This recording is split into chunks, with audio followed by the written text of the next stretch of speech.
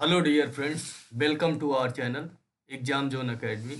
आज हम लोग पढ़ेंगे मॉडर्न हिस्ट्री, जो आधुनिक भारत का इतिहास है। इससे पहले हम लोगों ने 3 क्लासें कर चुके हैं। आज ये चौथी क्लास है, उसी के आगे हम कंटिन्यू करेंगे। ठीक है दोस्तों, और आपको वीडियो पसंद आती है तो लाइक कर देना, चैनल को सब्सक्राइब कर देना।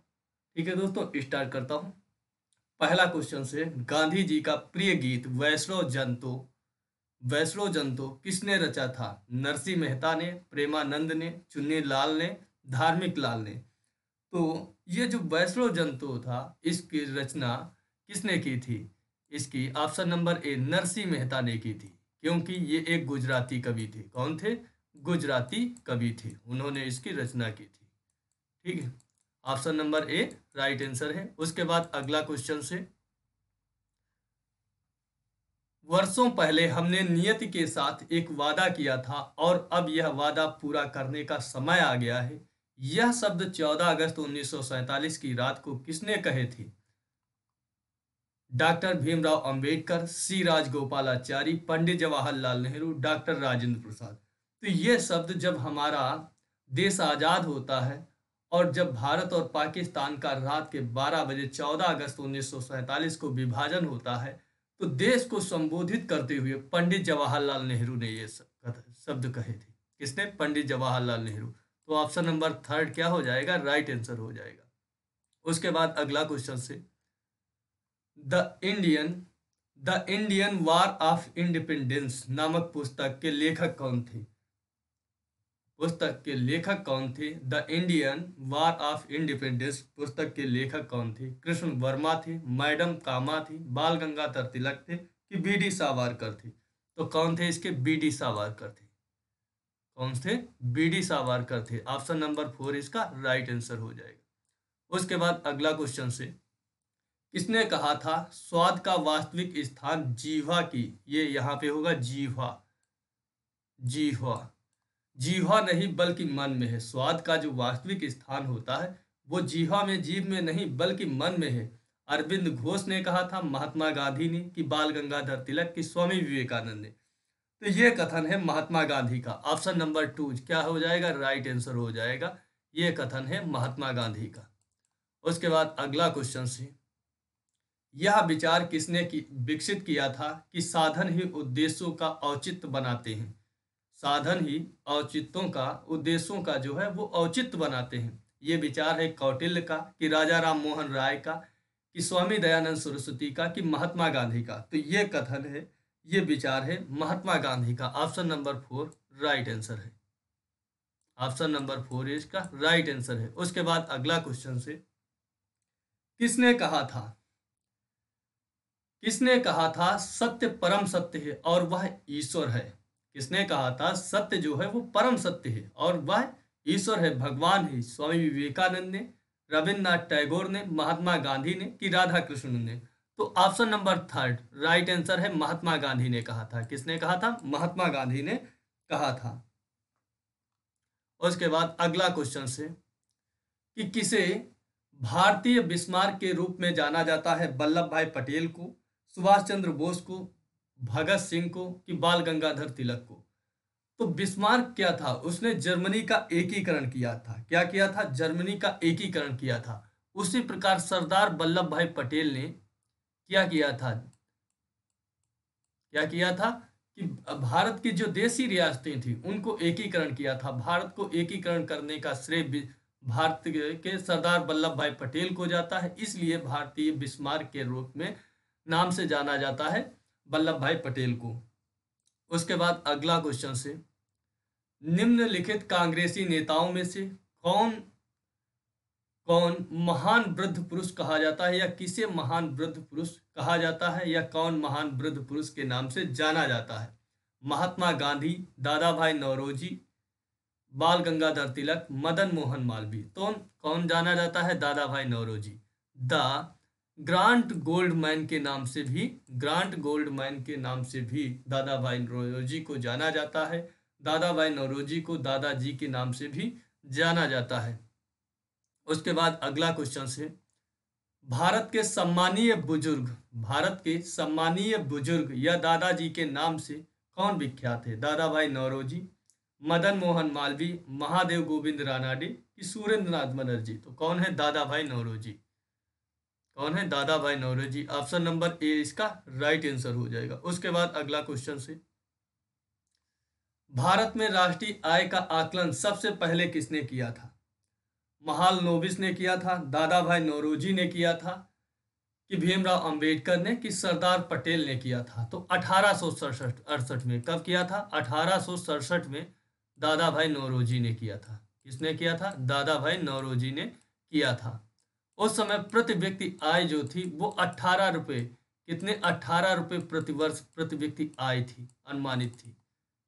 उसके बाद अगला क्वेश्चन से, ब्रिटिश संसद का सदस्य बनने वाला पहला भारतीय कौन था? बंकिम चंद्र चटर्जी, बेमोस चंद्र बनर्जी कि दादा भाई नौरोजी? उसमें से कोई नहीं। तो कौन थे? दादा भाई नौरोजी जो थे ब्रिटिश संसद के प्रथम सदस्य थे, जो पहले भारतीय थे जो क्या बने थे? ब्रिटिश संसद के सदस्य बने थे। उसके बाद अगला क्वेश्चन से, भारत से ब्रिटेन की और संपत्ति की वहन या धन निष्कासन का सिद्धांत या अपवहन का सिद्धांत या ड्रैगन थ्योरी आदि के नाम से किसने प्रतिपादित किया था या सिद्धांत किसने दिया था?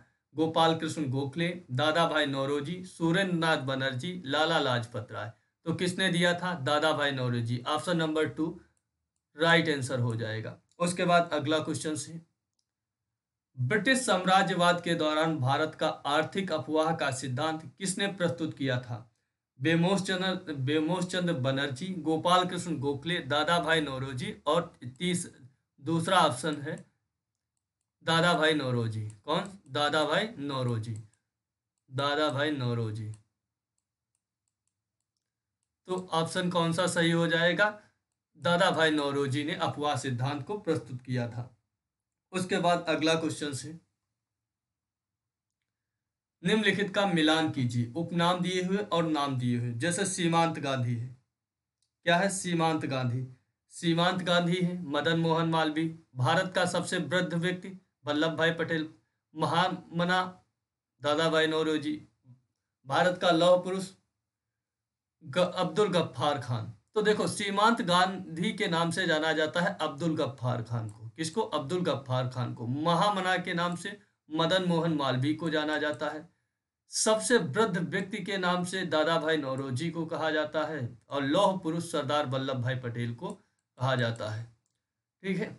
उसके बाद अगला क्वेश्चन से, गांधी को माना जाता है दार्शनिक अराजकतावादी, मूल अराजकतावादी कि मार्क्सवादी कि फेबियनवादी? तो गांधी गांधी कैसे थे? गांधी को माना जाता है क्या थे? गांधी जो थे वो दार्शनिक अराजकतावादी थे। क्या थे? दार्शनिक अराजकतावादी थे। ऑप्शन नंबर ए क्या हो जाएगा? राइट आंसर 1 हो जाएगा। उसके बाद अगला क्वेश्चन से, जब महात्मा गांधी की हत्या हुई तब किसने जब महात्मा गांधी की हत्या हुई तब किसने कहा था कि कोई विश्वास नहीं करेगा कि ऐसे शरीर और आत्मा वाला कोई आदमी कभी इस धरती पर चला था? जब महात्मा गांधी की हत्या हुई थी तो किसने कहा था कि कोई विश्वास नहीं करेगा कि ऐसे शरीर और आत्मा वाला कोई आदमी कभी इस धरती पे चला था? तो ये कथन है, किसने कहा था? ब्रैंडन ब्रटेंड रसेल ने कहा था, लियो टॉलस्टॉय ने कहा था, अल्बर्ट आइंस्टीन ने कहा था, कि खान अब्दुल गफ्फार खान कहा था? तो किसने कहा था? अल्बर्ट आइंस्टीन ने कहा था। ऑप्शन नंबर 3 क्या है? राइट आंसर है। उसके बाद अगला क्वेश्चन से,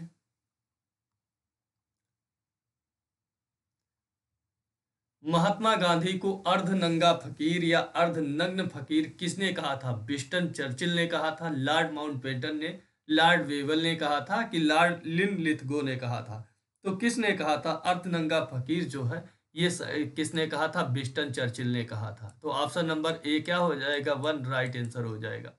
उसके बाद अगला क्वेश्चन से, करो या मरो का नारा गांधी जी ने किस राष्ट्र आंदोलन के अवसर पर दिया था? रॉलेट एक्ट सत्याग्रह, जो रॉलेट एक्ट था उस रॉलेट सत्याग्रह के समय, कि नमक सत्याग्रह के समय, कि भारत छोड़ो आंदोलन के समय, कि असहयोग आंदोलन के समय? तो ये कहा दिया था भारत छोड़ो आंदोलन के समय। भारत छोड़ो आंदोलन के समय पे दिया था। ठीक है, 1942 में, जब 1942 में भारत छोड़ो आंदोलन प्रारंभ होता है, तभी ये कथन दिया था या नारा दिया था, करो या मरो का नारा।